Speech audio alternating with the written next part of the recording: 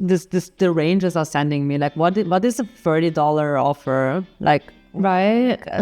just put in a zero at this point. How many? Okay, so today we are reacting to the most unhinged freelancer job postings. Is that what you call them? Yeah, at least a selection of what we could find in a 10-minute research. Okay, yeah, let's be honest. Yeah. Okay, yeah, so... But I think it's quite telling, no? I think it's telling. We chose ones that are in our field of expertise because I feel like we can be the most, how do you say, objective about it because we know what it is. Yeah. I feel like it's hard to be objective if you don't know what you're looking at. I felt like we're even more biased because we know how expensive this actually is. No, but it's like, it's not being biased. It's being like, we understand what work goes into all of it. Yeah. That's what I meant. Yeah. So we can give like an educated opinion on how much something like this should cost. Yep. Whereas I feel like someone who just has a general idea of something can't really tell you, is this expensive or is it not? Okay, I got it. So freelancer.com, what is freelancer.com? What is it even? What is it not? No. So it's a platform where people can either post jobs or seek jobs. And it's mostly, as the name suggests, people who are freelancers. Yeah. So they're looking for more like project-based jobs. Let's put it that way. I think that sums it up. Yeah. So, yeah. And do you remember when right at the beginning, we did something on, was it Freelancer? It was Fiverr. We were on Fiverr, we were on Freelancer and on Upwork.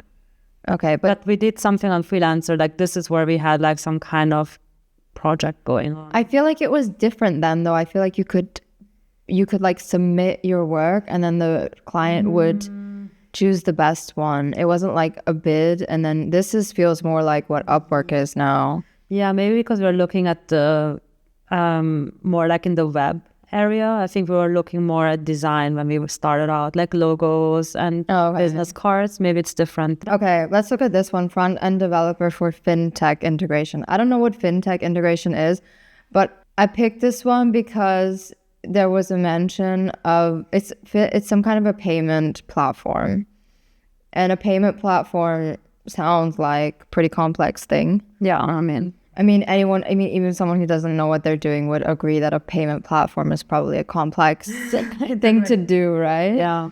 And they're not just asking for like a simple integration, because that's kind of what it sounds like by the title. But if you read down here, which is probably too small for people to read on the videos, I'm just going to tell you what it says. We need an experienced front-end developer to build a responsive mobile-friendly web app that integrates seamlessly with some kind of API or the other options above. Okay, so there are the options. So they need like a payment API integrated into their website. So it's just like a connection between a third-party service. But on top of that, they want a website too. So this is just a requirement. So for the website, yeah. So the platform needs to have that payment processing functionality. And then it also says provide an intuitive user experience. So obviously they're expecting this person to also do the design and development. So yes, front-end developer, but they also need someone to design it, because it doesn't seem like whatever is on here, it doesn't sound like there's already a design that's going to be provided, which means the front-end developer has to also be a designer in this case. Okay, there's a lot of responsibilities. I don't even know. It's like crazy. So, okay, first of all, knowledge of blockchain. I develop a mobile-first web app that integrates with that API. Fine. Ensure full mobile responsiveness. Okay, so it's super important that it's mobile friendly. Yeah, I mean that's obvious. Create a modern, intuitive UI for smooth transactions. So they do expect the developer to also do the design. Yeah, UI UX design down here. Implement secure user authentication. Great. Okay, so there's user accounts as well. Yeah, it seems like. Strong understanding mobile first development again. Okay, they really want it to be mobile responsive. Okay, well, let's look at the price of that, or this is their expectation of what they're going to pay. Yeah. So 750 to 1,500 Canadian dollars. How much euro is that? We can look it up. Well, how much USD? $840. So not even 1,000 US dollars. And they're like someone from Canada. I know. Okay, so Yeah, so when we did our 10 minutes of research, we noticed that most of the postings on here are from people from developing countries. Yeah. A lot of African countries, a lot of Southeast Asian countries. So I feel like we should say something about that too. Yeah, I mean, let's table that for later. Okay, fine. We chose one from Canada here because it makes it even worse. Yeah. It's like more someone from Canada looking to hire someone cheap from probably a developing country is, in my opinion, unethical. And I feel like if you're from Canada and you're looking to start some business that's going to be accepting payments, I don't know what all of this is, but it sounds like a lot of blockchain.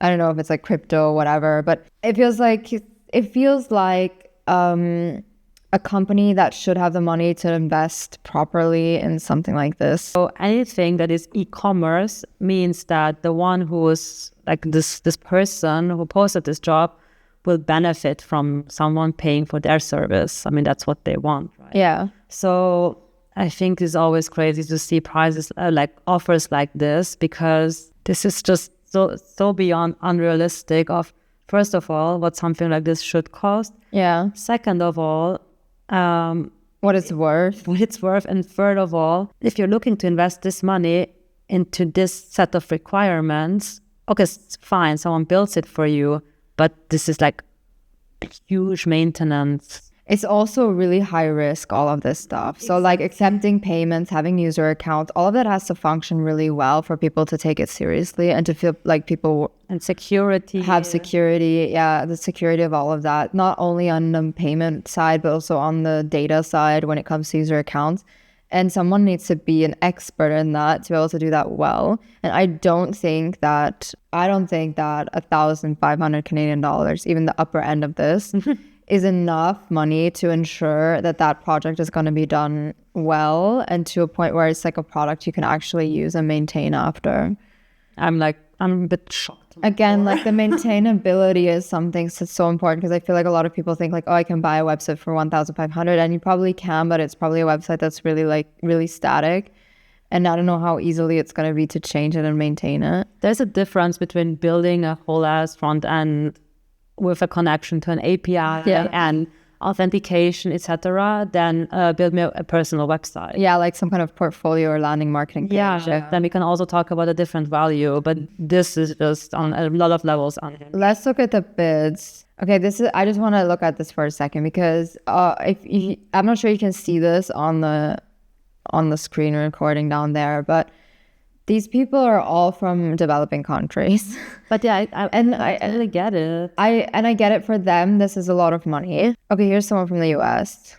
That's interesting. Another person from Canada. That's unhinged to me. That's crazy to me, yeah. Finland, that's also crazy to me, because they pay a lot of taxes.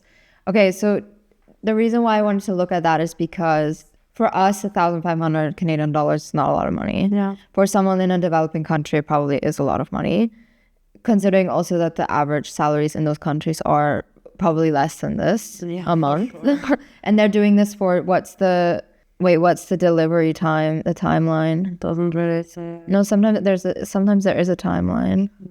I don't see it here. Oh, there isn't one. Okay, well, I'm guessing the timeline is probably short. But yeah, let's say it's short, but still on these sites, it's usually short. I'm not saying that's realistic, but usually the other things we've looked at here, it's usually a short timeline. I think that's a lot of money for these people, and I think they probably feel good about it. Yeah.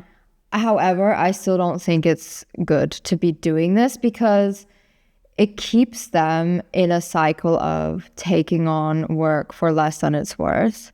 And just because someone is in a developing country doesn't mean they should make less than somebody who's in Canada, for example, working for an agency or at an ad agency or has their own agency or is a freelancer, you know? How is that fair? I don't know. That doesn't make sense to me. The value of the work is the same. I think it's different if it's someone from that country posting that job and someone from that country accepting that. Yeah.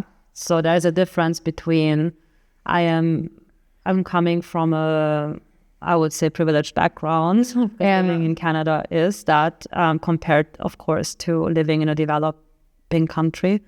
And then it's kind of like, yeah, like it's the same as outsourcing when you do like with fast fashion, when you outsource production to Bangladesh or to China or whatever, Yeah. where the working conditions are horrible and also where the people aren't paid fairly. Yeah. And I think that's where the difference is. It depends who posts the job, like from what country they are from. Yeah, I feel like a place like Canada or US, or I mean maybe not US because there the benefits aren't great when you hire someone either, but like so anywhere in Europe, if you're buying services from a freelancer in another country, you're bypassing a lot of costs that you would otherwise have if you hired like someone for your company. And this freelancer.com has job postings for ongoing work too. So it's all a little bit icky in my opinion. And I think that places like Freelancer, yeah, it's not only unethical in that sense, but it also gives people false expectations about pricing. That for sure. And how to price their work as well. I think inherently it's good to have a platform to post like projects and to like To network. Yeah. And also like to, I don't know, I feel like the idea itself to have like projects posted and to have like a hub where you find freelancers or where you can find projects is in itself a good idea. I just think that it's a bit difficult to, I don't know, I'm not quite sure how to say.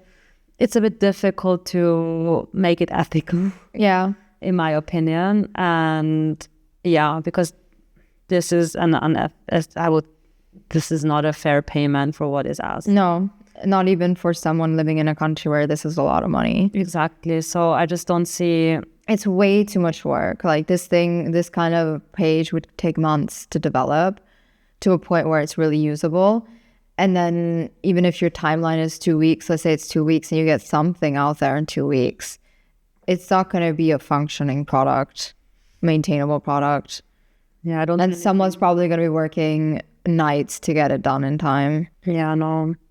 Doesn't say anything about timeline, at least with security and compliance. It says deliver within a short timeline. Oh, yeah, great. No, this is like horrible. But I feel like that's kind of like I have in the 10 minutes of research, there were not a lot of, I would say, ethical job postings. They were all like super low priced and with a super short timeline. Yeah, that's why I'm saying these are the most unhinged ones we found because they're all unhinged. Yeah, but we couldn't even, like, it wasn't even difficult. It wasn't even hard. It only took us 10 minutes to find enough to talk about in this video. Let's look at the next one. Platform. I know. I think Fiverr would have been worse, to be honest. Let's look at the next one. What is this? I didn't read this one. It's also Canada. Yeah. Okay. A lot of people in Canada being terrible people, no offense. Looking for a skilled web developer to create an information blog site on WordPress. Okay, that all sounds like not so much work, but with integrated e-commerce functionalities. So it needs a responsive shopping cart and it needs secure payment gateway integration. Okay. Yeah, that's it. Okay, and the ideal freelancer, blah, blah, blah. Okay, I mean, even if, okay, let's say you just put up a template, put it there, I think what WooCommerce is WordPress. Yeah. Let's say I have it's not gonna... It would need to be a free theme though, because themes on WooCommerce already cost between $30 and $250. Yeah, let's say a free theme. A free theme. Putting it up, changing the colors. Here is your deliverable. Then I could, not even then, but let's say this is this is what I'm gonna do. And this I can do maybe in a day. Yeah. It's still not enough though. For me, no, definitely not. For a day's work, $30. But it's not going to be a day's work because they don't have requirements. They don't have feedback. Then, yeah. I feel like we should look at Fiverr after this. I did. I couldn't find any job offers. No. We should just look at the people offering their work. Because I feel like it's also very telling. Okay, yeah. Yeah, I mean, I can't even say more than that. Than $30 to $250. That's the price of a theme. Right. And then you have somebody actually putting in that amount, like even $200. Yeah, it's not even $200. And then you're having someone putting in the work that they put in, like the time. I don't know. Like I feel like people like this should just buy a theme and do it themselves, or have somebody in the company who has a little bit of knowledge with tech. Because the whole point of WordPress is like oh, you just buy a theme and you can work on it yourself kind of thing. Yeah. If you have someone who has a little bit of tech knowledge, a little bit of knowledge with like how these kinds of templating things work, they should be able to do it. You don't need to hire like an expert for that. Yeah. Also, this is something you can put up yourself. Let's be honest that's what I'm here. saying. Like, it's not like if they already have it up there and you just want like some kind of tweaks, whatever. But even just like I'm thinking in our terms. Yeah. Or like you take on a client and you have like a client's a lot of work beyond the execution. The project management. Exactly. And then this wouldn't even cover like the intro call form. Like it's like it's difficult. Yeah. I mean, they're looking for someone with extensive experience. That means an expert. Yeah. They always look for an expert. With a strong portfolio, knowledge of SEO best practices. SEO and SEO expertise is like a completely different thing to knowing how to set up a website. Yeah. And I feel like there are whole agencies that specialize only in SEO. And I always hate to see that as like they're putting multiple jobs in one thing here. And that's already a problem. And then only being willing to pay maximum 250 Canadian dollars for that. Yeah, I think that comes the issue that you talked about. They have like a project up for 500 Canadian dollars. So, I don't even want so much. I just want, like, I want way less. Yeah. So I can like price it around 250 Canadian dollars. Yeah. People then think this is a normal price for something like that. And it's like not. And I don't understand how someone from Canada can think that that's an okay price. And that's why it's icky to me, because I feel like they are intentionally going on a site like Freelancer to take advantage of people who will do this work for that amount of money. Yeah. Because to them, it's a lot of money. I think this is in general a difficult conversation because pricing in the creative field is already so difficult. I mean, we talk about this constantly in our podcast, for example. I know. And also in our videos. It's our favorite topic. It's on our favorite topic. And so it's already such a difficult topic. Then like, I don't know, like squishing, this is called squishing, like when you like squish the prices down. Yeah, you can say that. Yeah. So you squish them down even more. They're already worth, in a lot of people's eyes, design work is already worth nothing. Yeah. And this just it's kind of the consequence of underbidding. And now we have these platforms where it's a consequence of underbidding and in a very big terms, globalization, but like underbidding and then having people, of course, who can afford to do it for cheaper because for them it's a lot of money. And that's a completely different conversation. But these people are probably, I don't know, I think that they really think that this is the price for a blog with e-commerce functions. I don't know. Yeah, probably. I think that's what's worth to them. Why should it cost more than 250? You just set up a theme, put it online. So yeah. It's not like it's work, to be honest. This was sarcasm, by the way. Okay, let's look at the next one because it's also an e-commerce. Oh, sorry. Yeah, this one was actually a bit more. Okay, yeah, we put this one in because the price is actually not, compared to the other things, it's actually a good price. Okay, Australian dollars. It's also going to be less US. Okay, let's say $5,000 for this one. Yeah. Wait, which one is it? This one. Okay, $5,000 US for this. Okay, but let's look at the requirement because it's not just a simple website again. I feel like we need to, a lot of people don't understand that a website doesn't equal a website. Yeah. No website's just going to be the same. It really depends on the functionality. How many pages is it? Is it just going to be used to look at, or are people actually going to be able to do something there? Yeah. And this is one that has multiple things that are complex that you would have to integrate. So there's payment. It's an e-commerce. So there's customer accounts, payment system, shipping integration. But then there's also the other side of things for the person managing the store. So the order management, being able to, like the system, it says the platform will potentially use BigCommerce, where we can host our complete product inventory, but potentially. So they're also open to you building, I guess, something yourself. I don't know. But I don't know. They want like a whole ass e-commerce solution here, and they're not willing to really spend a lot of money on that, in my opinion. Obviously, this is a lot of money for a lot of people. Yeah. So that's why I said it's like this is from a perspective of us sitting in Europe. Yeah, in Europe. So we cannot really talk for people who sit somewhere else. Yeah. It's a different, that's a whole different conversation. And let's say it's us looking at these job postings. We are now starting out. Yeah. We are now freelancers starting out and we're looking for projects.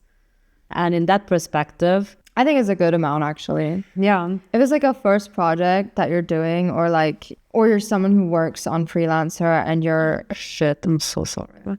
it's fine. If you're someone who works on Freelancer and you're bidding these kinds of things regularly, Yeah. I feel like it's an okay amount. But you know what's interesting about this posting is that it has no bids. Yeah, okay, let me double check. Since when? It's been online since November. No, this is American. it's been posted 5 hours ago. But the other ones are also posted 3 hours ago. Look how many bids this has. 103 bids. Yeah. This one's posted recently, but ends in 6 days as well. So I'm guessing it's about the same. And this has, 14.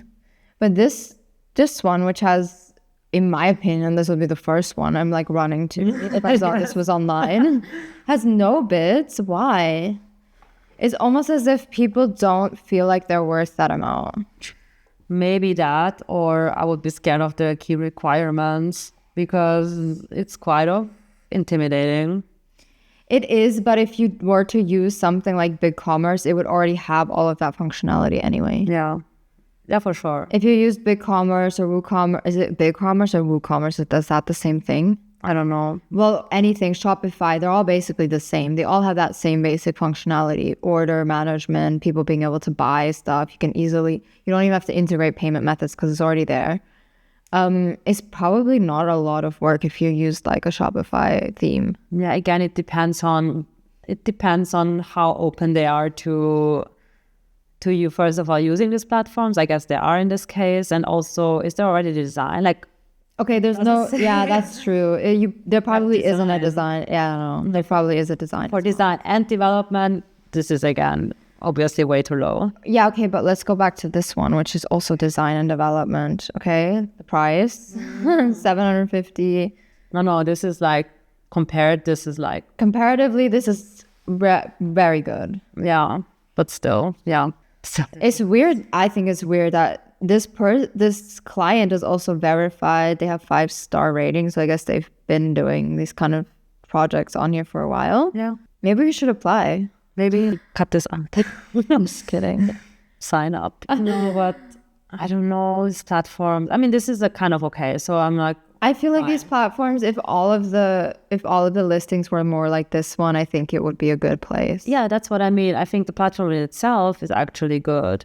There should be like a minimum thing that you can. Yeah, there should be a project minimum rate. Yeah, there should be project minimum rates or something. First of all, to combat exploitation. Second of all, to combat misunderstandings on what this kind of work is going to cost. And the devaluation of design and development work. For sure. So, yeah. The price, okay, wow. Well, the contrast. The contrast, okay. I need a skilled Shopify expert to implement the detailed design plan I have for my store. The focus of this project is primarily on changing the layout and structure of the store. Okay, whatever that means.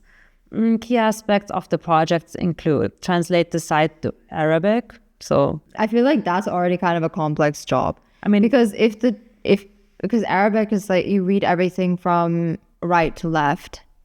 So a lot of the design would have to be able to work for those two different reading flows. Yeah, we did one, it's I think a site that also had an Arabic language switch. I think it's something you have to take into account when you design things. Yeah. Because, you're then designing it to think, for us, when we think, okay, the menu's always on the left, or things are always on the left, because that's where people look first. No. They read in English or, most Roman languages or whatever. It's always left to right. So it's like, okay, everything is focused on the left. But I guess for Arabic, you probably need to focus more things on the right. So you would have to do probably 2 designs, or at least some things would need two designs. Yeah, but let's say they just Even want a translate button. Even one design for this is ridiculous. Yeah, so exactly. And let's just say they just want a language selector. Okay, yeah, but a strong background in web design, specifically e-commerce. So they are expecting someone to design and develop this. Implementing a pre-planned layout and structure. It sounds to me that they have like a wireframe or something. Maybe. Yeah, so let's assume they have a wireframe because they have a pre-planned layout and structure that calls to me that it's like a sitemap and a wireframe. Let's just assume that, okay? For the sake of this video. And okay, extensive experience, strong background in web design, excellent attention to detail, ability to work independently and follow a detailed plan. Okay. Well, anyways, let's go to the price. $250 US dollars. Okay. Yeah, okay, they're from Denmark. They're from Denmark again. Okay, I'm sorry, but if you're from Denmark, you gotta have some understanding for how much this costs. In Denmark, you go to dinner and spend this amount of money. Yeah. Let's be honest. In Denmark, you pay a lot of tax in Denmark, and there are people, but you also make good money in Denmark because it's, everything is, the cost of living is higher and your salary reflects that. But this does not reflect the amount of time and effort would go into this project. And I feel like whoever this client knows that. I'm sorry. You can't tell me you're from Denmark and you think a Shopify store design costs $30. I'm sorry. The ranges are sending me like what is a $30 offer, like, right? Just put in a zero at this point. How many people, for real, how many people bid on this? Okay, they're at least bidding upper end and some even higher. One person bid more than what's there. Hugo, she knows her worth. That's good. 450, 200, 250. They're all on the upper end. No one's bidding 30. Yeah, why would you? I mean, no, for real, because if you bid 30, you might as well take $0. Exactly, that's what I mean. After tax, it's nothing. Yeah, but no one is from Europe. Well, I'm sure they have taxes in every country. 30,350. Okay, so it's 5% on that would be tax. Not much. It's not that much, but still. We're shocked. No. No, but like I'm happy to pay tax. Yeah, for real. No. It's like it's still you would have to do a lot of these projects to get to a good salary. I mean, depends. 237. Okay, so one project would be approx. One project on the upper end like this would be a monthly salary. Yeah. Okay. Yeah, that's not bad then. Yeah, but that's what I mean. It's like, but it's like, it's first of all unfair to them, but then again, it's such a difficult conversation. Okay, no, look, this is the issue with it though. Salaries in these countries are low because they're in this cycle of not being able to get out of that. And it's because countries like Denmark, Canada, US, developed countries take advantage of the fact that they are in that cycle of poverty and don't make a lot of money. And then there are also obviously the governments in these countries are not doing the necessary work to stop that from happening. I don't see an issue with people in those countries buying services, and that's like they're within their own economy. But these countries are outsourcing work, like Denmark, Canada, whatever, are outsourcing work to these cheaper countries to then benefit off of cheap labor. And that's where I see the issue, because someone who's in Bangladesh buying services in Bangladesh, they're not really profiting off of cheap labor because they're not spending a lot of money because they don't have a lot of money probably. And then in relation, it makes sense. Yeah. I mean, what's happening here is... But this person it's a Shopify e-commerce based in Denmark. So I'm guessing their income from this site is going to be very high. Yeah. Expected income is probably going to be high. And for them, spending $250 on this is like if I were to buy a Starbucks coffee. Yeah. That's the equivalent, and that's not right. Yeah. Because no one should be paid a Starbucks coffee for this type of work. Let's check our salary in Denmark. It's probably in the 2000s. That's the average salary? Yes, where? You're lying. I wish. Let's move there. Oh, before taxes. Before tax. Okay. Okay. Let's say minus 50%. But it's so crazy. Let's say 3,500. Yeah, let's say 3,500 for argument's sake. For argument's sake, no, 2,500 Danish krona. Let's say it's around 50%. 25,000. Sorry. You missed a zero. Yeah, thanks. 3,500. And then they spend not even 5%, or I'm not the best in math, but it's like 5% they spend of that salary on that service. Yeah, that's horrible. Because 10% would be 250. No, yeah, okay, it's around 250, right? Sorry, I'm like going crazy. No, it's USD. Help. I'm like, whatever, it doesn't matter. It's way too the point low. remains. It's less than 10%. Yeah, the point remains that it's way too low. Yeah. Oh my gosh. That's crazy. Let's move to Denmark. The average salary is good there. Yeah, let's close. Let's close up same and get a job in Denmark. Wow. Okay. Yeah. Sad for these people. I think it's weird that they're only proposing on these projects and not on that bigger one. Because in terms of the requirements, this is basically the same as this other one here. It's just the wording sounds more complicated, but if you break it down, it's basically the same. And this one's way more, this is the price it should be, and this is just taking advantage of people.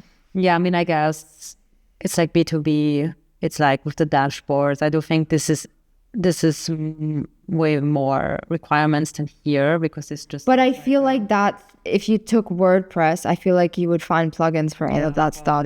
Yeah. Like, I'm not a WordPress person. I don't use WordPress, but I'm pretty sure WordPress has a plugin for every single functionality. Yeah. Like, you don't even have to be able to develop it yourself. Yeah. I don't know. It's just another thing is that none of these job listings pay any money until the project is done. Yeah. Which I also find super problematic. Wait, someone pays a percentage here? Like, let's say you refer this job to someone on Freelancer. Who pays the percentage of, like, the job posting probably pays a percentage, and the freelancer who took this job probably pays a percentage? I'm not sure how that works, to be honest, but I think it's definitely that the client pays. I think on some platform, but I might be wrong. Also, you as a freelancer pay for referral, basically, a percentage. Probably. Wait, we can check. Okay, 10% of the winning bid, or $5 is collected as soon as the awarded freelancer accepts the project. But from whom? Yeah, exactly. Wait, click on it. For freelancers. Freelancer pays. I don't get it. Okay, to illustrate, let's have a $100 fixed price project. Upon completion of the project, your client decided to release $150 to you for your excellent work. Since an extra payment of $50 was released, so it was a 100. And they paid you more because they liked your work so much. Exactly. So since an extra payment of $50 was released, 10% of it, which is $5, will be charged as the project fee on top of the $10 that was charged when the project was accepted. So they take 10% of the bid and then 10% of anything extra. Is charged to freelancers as project fee. Yeah. So the freelancer pays they don't even get the full amount. Wait, for clients, they also pay, right? It's like, I don't know. Oh my God, but the freelancer pays way more. Yeah. The freelancer pays 10% or $5, and the client pays 3% or $3. Yeah, it's such a scam, because this is kind of like, when this is the equivalent of clubs that let in the girls, but like not the boys, because they want more girls to come in. Yeah. And this is kind of the same situation. So they want people to post their projects on these platforms because they have probably an excess of people. And they probably have more people wanting to do the projects than people offering projects. Exactly. Yeah. So that's how they kind of, like in the clubs. That's horrible. Yeah. This makes it even worse. So then if we go back to like the 30 to 250 one, I mean, they're going to be paying 10% of that. €3. Let's say I take it. €3, so it's $3, so it's $27. What the hell? I don't know. And if you go beyond, they take off 10% of what they receive beyond. Yeah. Maybe we should do a platform. No, stop. Oh my God. Okay, that makes it even worse. Sorry. Yeah, this is horrible. I feel really bad for everyone who's involved in this. I feel like if you have success on these platforms, it's probably really hard to leave it. I feel like it's also difficult to have real success on these platforms. And I think once you do, it's okay because you probably like win a lot of bids and it somehow makes sense to make a living.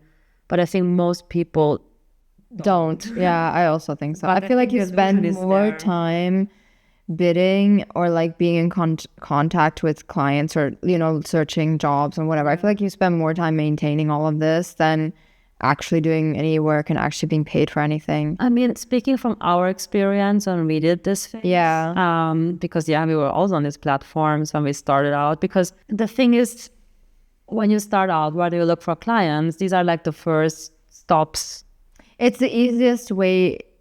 No, it seems like the easiest way to get clients because there's so many of them here. Exactly. But it's an illusion because you're also competing against everybody and you're only competing on a price. Yeah. And this is something we talk about all the time, is that if you're competing on price only, it's the race to the bottom there. You're all just racing to get to the client to pay you for something, and probably the lowest bid is going to win. Actually, I think it's even worse here because it's not just the lowest, it's the lowest price and the highest expertise. Yeah, exactly. So even if you have like a lot of expertise and say, okay, I will do it for $1,000, they're probably going to ignore you too. Yeah. Even though you are like, I don't know, you have all the expertise. No, you also have to build up your portfolio here probably. I mean, if you look at the people bidding, they have like their reviews and they have like their price, whatever rating. So obviously people with more reviews and with a higher rating are more likely to get booked, which is also so problematic because it's hard to know like what are they rating there, Yeah. I don't know. It's all weird. I don't know. It's a more difficult conversation than I expected it to be. But we're just going to look at some and then laugh. But I don't know. It's kind of... I mean, there's laughing, but also it makes me sad. It makes me sad then. Okay, let's look at Fiverr real quick because we want to do another video where we buy someone's services on Fiverr, which is, I guess, going against everything we said in this video, not to support these places. But I guess it's more of an experiment just to see what we get out of it. Which one did we want to look at? I don't know what to say. It was website development. Okay, exactly. Because we were thinking, let's hire someone to do a landing page for our podcast or something. Yeah. So let's see what websites cost, shall we? Yeah. Okay. The lowest one I see here is €81. Can we choose Framer. Yeah, I'm checking. Oh, there isn't Framer. Let's say Webflow. I mean, it's the same thing. Yeah, Webflow is kind of similar. It's a no-code tool. Okay. So. Okay, the prices are not so bad, actually. Yeah. Some of them. Okay, the lowest one here is €86. Where are here? Down below. Are you taking the cheapest one? No, I would say not the cheapest one. I would be like, let's look for someone who has good ratings, has good... Basic one-page design with up to 5 interactive sections plus SEO. 3-day delivery, €85. Right. That's crazy. What's the standard one? It's just more pages and then premium. Okay, yeah. Okay, but yeah, I don't know, it's so difficult. I want to see what comes out of it. I'm sure it's going to be okay. Okay in terms of not going above and beyond and crazy. I think it's going to be exactly what we pay for. Exactly, which is completely fine. Yeah. And but then again, I feel so bad. I don't want to exploit anyone. Same. Even for the sake of this experiment, I feel like, we are doing the same thing, but for content creation. Then I feel bad. I don't know if I can do it. Can you pay someone a bonus here? Because we could pay them like a bonus. All these, why do they all look the same? I could never choose anybody from here because every single thumbnail looks the same. Is it just me? No, it didn't look similar. they all look the same. It's like, and it's not even like a cheerleader effect where they all start to look good. No, they're all equally terrible. I'm so sorry. This one. That's the one I was looking at earlier. Really? Yeah. I actually like this design. Too. It looks cute. Yeah. But I think it's only a design and not development. Look at this. I do not do development. Yeah. This is UI interface. Yeah. I think This person seems to have more understanding about what they do though, because their one landing page design is already priced at 240 euros, whereas most of the other ones were like less than 100 euros. Premium, okay, it's 600. It's still very low, 600 euros. But I don't know, something about this person makes me feel like they know what they're doing. Yeah, because they have like, I'm doing this. They're not doing, they have a niche. They're only doing design. They're not doing, because most of these people are like, there was something with like Figma websites. What is a Figma website? Figma is just design. And then they just export it to HTML and CSS. And then it's like, okay, but what am I going to do with that? Export it. And that's what I'm saying. Like, okay. How do you put that online? You would need to upload it to some FTP thing or whatever. I don't think clients know how to do that. How do you even get, is it like a tool that spits out HTML, CSS? I think you can export it from Figma.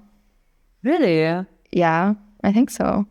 Why are we still, why am I still coding websites? Because it's some function, I don't think. I don't know. I've never tried it. Okay, yeah, no. I think I have less of a thing when you say, hey, I'm doing this for this price because you are putting your price and your value out here. But I've had more of an issue with people posting projects for $30 and then looking for the cheapest option. Looking for not looking for a cheapest option, but the highest quality of work. Yeah. And then they have like some kind of crazy requirements, and then I don't know, someone cannot fulfill them because let's be for real. And then they write a bad review to someone who's probably trying their best for the price. Offered. Yeah. And then like, oh, this was not my expectations. I feel like, yeah, it's like going to, I don't know, buy something super cheap and then complaining that it breaks easily or that it's not good material or not good quality. I'm like, yeah. It's like the Amazon reviews. Yeah, that's so funny. Like they buy something for 10 euros and then they complain that it breaks after 4 or 5 months. And I'm like, what did you expect buying a toaster for 10 euros? Like, I'm sorry, but you get what you pay for. Yeah. Well, no, I get what you mean. I also feel like this is less bad because people are defining their own worth. They're not being expected to fit into whatever the client expects from them. At the same time, it's again a bit probably based on the market on Fiverr or on Freelancer, because you cannot put here, we'll do it for, I'm just saying something, okay, for 20K. Yeah, no. Like probably no one's gonna book it. No, you're limited to a low ball like that as well. Yeah, but probably if you get like enough, and I don't know how it is. Maybe we should do a podcast episode where we invite people who have success on these platforms and ask them about it. Honestly, yes. I feel like it's not inherently bad. I just think that it can easily become problematic.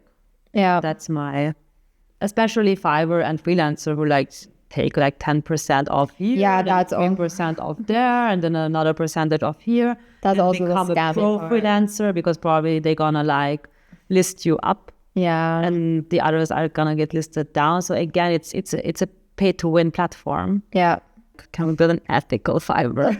I don't think so. I don't think any of those things work. I think the only thing that works is like more of a networking platform where it has nothing to do with price, and it's just about like connecting people with clients that need certain work done. And it's more of a like portfolio situation, less about here's my price and here's my I can do this in 3 days and free revisions on whatever. I guess it's also the thing that design, I mean, there's other things too. I cannot speak for those, but design is often also seen as a side hustle. I can create a logo for 100 and whatever. So it makes it also easy to fall into the trap of, I can be a designer. And yes, anyone can be a designer.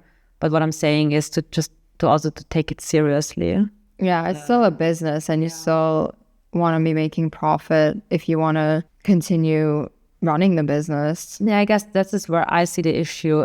Again, depends where you're from and of course where you price yourself in this segment. But yeah, for some people it might be profitable. Exactly, it might be profitable, but for a lot of people, like probably from Europe or US or I don't know. Anywhere with a high cost of living, it's not going to be profitable. Exactly, especially just you would have to do a lot of these projects at a time, at the same time for it to be profitable. And we know what that's like. When we started off, we were taking on everything that came towards us, like any lead that came in, we're like, yeah, we'll do it, regardless what the price was. Yeah. And it ended up being a lot of low price projects, and it was a lot at one time. And at the end, yes, we had profit, a lot of profit, but we didn't have time to spend any of it, to enjoy any of it. We were overworked. But I think we didn't feel respected. Yeah, I think what we got for projects might be the equivalent of, I think, like our average price or the average project costs that we took on were around, like, I don't know, our monthly salary maybe double. Yeah. So I feel like it's kind of the same level of people in another country with less costs. Yeah. So and that just doesn't go well. No, in our experience. But if someone has a different experience, I'm really happy to. Also, when we did the 10-minute research, some of the countries what did I look at? I think it was the living costs of Nigeria. Yeah, Nigeria. And the living costs were like, rent costs were it was a lot more than the average salary. Yeah. So just looking at the average salary doesn't actually make sense when you're looking at if this is enough money for them or not. Sure. Because just because that's the average salary doesn't mean that would cover their costs. So just because you're in a developing country doesn't mean rent is cheap. I think Nigeria was something like $500 to $800, but the average salary was like $150. Yeah. So these people are living in poverty because of the average salary, and then they're not able to get out of that because they're working some cases on these sites for people in countries like Denmark where they're making what was it? $3,500 a month average salary. Like how, I don't know, that's just so wrong on so many levels. That's what I mean. This is such a difficult conversation. And this just doesn't make it better. I feel like there's a lot of awareness these days about how factory workers in places like Bangladesh are taken advantage of. I feel like there's not a lot of awareness for design work, and that at least not like outside of our design bubble. Yeah. That people are then taken advantage of. I think you hear a lot more of like, some kind of companies in India doing development work or IT work. Mm-hmm. That's something you hear a lot of. But the design work specifically, you don't hear a lot about it. That design isn't work. Yeah, design is fun. It's a hobby. You don't need to be paid for it. Exactly. You enjoy doing it. Why do you need money? That's why I'm saying it's like two layers to this issue. First, of course, that layer that you just described. Second is that even in Austria, the value of design is so low. Yeah. Like you're already fighting to get like a fair budget for a project, and mostly you don't. Yeah. That's why we don't work with the Austrian clients. Yeah, we hardly have any Austrian clients due to that issue. Yeah, because they don't value our work, so they're not for us. Yeah. They are the types of clients that will go on a website like this and be like, okay, yeah, that's what I thought this would cost. And also in Austria, I mean, it depends on the system. Like we don't have a very favorable system for people who start out, and like it's hard to be a freelancer here. Exactly, it's hard to be a freelancer, and it's hard to have a company. So our quotation marks Silicon Valley or our startup scene isn't particularly great. Yeah, it's pretty non-existent. It's pretty non-existent, and they're like really just a handful of projects that actually have a fair budget. Yeah. And there are like a handful of agencies who already have these clients. Yeah. So it's super difficult to find your way in. Yeah. So that's another thing to consider. But yeah. I think that designers and front-end developers as well, are taken advantage of in probably every single country. Yeah, I think so too. Maybe the least in like the US. The US is the only country I can think of in our experience in terms of the clients that has a very big market where there's a lot of opportunity for designers and developers to get projects that have a good budget. Yeah. So yeah, not quite sure how to end this one. Yeah, I don't know. It's kind of became a depressing one. Yeah, I'm like, no, I'm So it's a sad. fun reaction video. Yeah, right. And I'm like super sad. I'm sure you have to start out somewhere. I feel like if you're gonna start off somewhere and you're gonna be working for little money, I would do it for people in your network, as in like a friend of a friend, or your friend's mom is opening a bakery and she needs a logo. Do that logo for $250. Yeah. Don't do these things. Like these people will take advantage of you for sure. Yeah. I feel like the mom of your friend, yeah, she might be super annoying and have a lot of feedback and you might hate her afterwards, but it's still someone who will have some sort of respect towards you. And I feel like that's better than this, in my opinion, because that's where we started too, doing stuff for friends of friends, doing stuff for like people we knew. And one of those projects actually opened huge doors for us. So, and that's how you're going to get from like small network to big network, is having stuff in your portfolio. And I think you also have to ask yourself, is this something that's going to be in my portfolio? Do I want this to be in my portfolio? Yeah. I'm not I sure. doubted it. I'm really curious to talk to someone who's super... Okay, yeah, let's end it on that positive note. This did inspire me. Yeah. We should do that. Yeah, we should really do that, because I'm pretty sure you can have success on this platform. I just think that it's limited. Yeah, we should look at like the top people. I'm sure there's somewhere you can search like the top people on these platforms and then contact them and ask them if they want to do a podcast episode with us. Yeah, I would be super curious. Yeah, I think that would be interesting. Yeah, because maybe we have a wrong... Maybe we're completely wrong. Maybe we're completely wrong. This is coming from someone knowing the industry, living in Austria, and seeing these prices shocked me to the core. Yeah. But maybe, I don't know, maybe I just did a different perspective. Yeah. Okay. Okay. Now I have to do the awkward thing where I talk to the camera. Okay, have fun. Thank you for watching this video. If you enjoyed it, please leave a like and subscribe to our channel for more content. And be sure to check out our other videos on our channel too. Thank you. Thank you. Bye. Bye.